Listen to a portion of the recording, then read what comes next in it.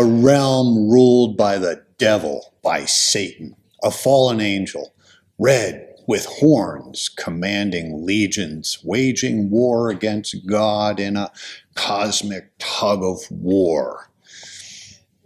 Is that your image of hell? Well, what if that's all wrong? What if the reality is deeper and actually makes a hell of a lot more sense? See what I did there? Hi, I'm Howard, an ordained minister and a reader of Swedenborg. Swedenborg was an 18th century scientist, mystic, and theologian who claimed to have spent decades exploring the spiritual world, documenting what he saw in remarkable detail. His most famous work, Heaven and Hell, it offers a profound vision of life after death, not as myth, not as metaphor, but as a direct continuation of who we truly are. In the first 80% of Heaven and Hell, Swedenborg paints a vision of heaven, its joys, its harmony, its divine order. But now, as we turn to the final fifth of the book, we enter new territory, hell. And right away, Swedenborg drops a spiritual bombshell. Hell isn't ruled by the devil. The Lord governs the hells. Just like heaven, hell operates under divine governance. And why? Well, because heaven and hell are opposites, not enemies. They're held in spiritual balance. One breathes out truth and goodness, and the other falsity and evil. And it's this tension that creates the spiritual equilibrium within which freedom can exist. But why does freedom matter so much? Well, because love cannot be compelled. To truly love the Lord, to truly love anyone, we must be free to reject that love. This is why hell exists. Because we're free, and freedom is sacred. So who rules hell? Not a devil. There's no dark king of the underworld, no ancient rebel who seized the throne. Hell is not a kingdom ruled by a tyrant.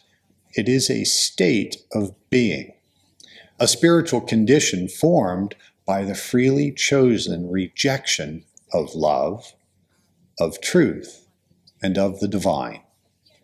Everyone in hell is there not because they were trapped or tricked, but because they became devils in their own right, choosing falsity over truth, harm over good, self-will over divine love. And yet, even there, in the darkest corners of human choice, the Lord is still in charge.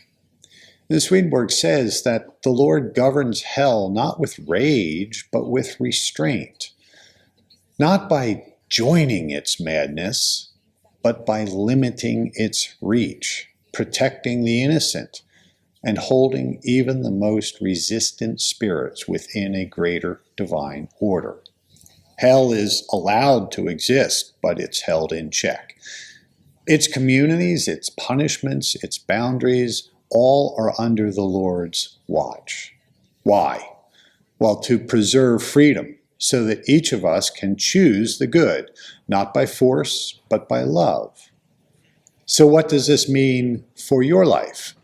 Well, it means your freedom to love is real and it's protected, even in your worst moments, even when you feel stuck in darkness or overwhelmed by temptation.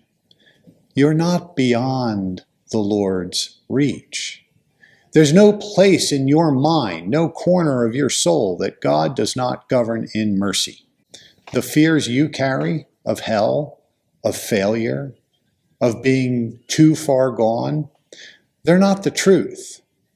The truth is this: the Lord governs the hells, and that means there is order, there is balance, and there is love behind it all, even in the struggle, even in you.